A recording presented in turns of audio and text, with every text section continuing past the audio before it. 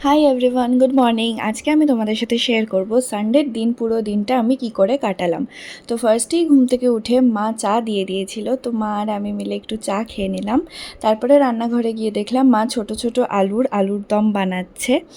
তারপরে মা আমাকেও ব্রেকফাস্ট দিয়ে দিল। ব্রেকফাস্টে ছিল স্যান্ডউইচ, পেয়ারা আর একটা পোচ।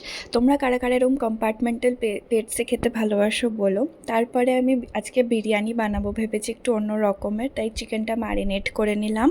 ম্যারিনেট করে সুন্দর করে ঢাকা ওয়াকা দিয়ে রেখে দিয়েছিলাম। রাত্রিরে বিরিয়ানি বানাবো, তার জন্য আমি সকালে রুটি খেয়েছিলাম। রুটি, রায়তা, আগের দিনের একটা তরকারি ছিল আর মাছ ভাজা দিয়ে লাঞ্চটা কমপ্লিট করে নিলাম।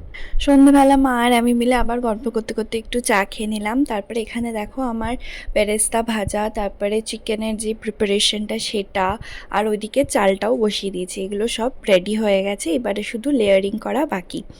আজকে আমি চিকেন 65 বিরিয়ানি বানিয়েছি, যেটা বোনলেস চিকেন দিয়ে বানানো হয়েছে। এখানে আমার লেয়ারিংও কমপ্লিট, খুবই সুন্দর দেখতে হয়েছে, প্লাস খেতেও দারুণ হয়েছিল। এটা হচ্ছে আমার বিরিয়ানির কমপ্লিট লুক। এটা ছিল আমাদের ডিনার, চিকেন 65 বিরিয়ানি আর রায়তা। তো এইভাবেই পুরো সানডেটা আমি কাটালাম।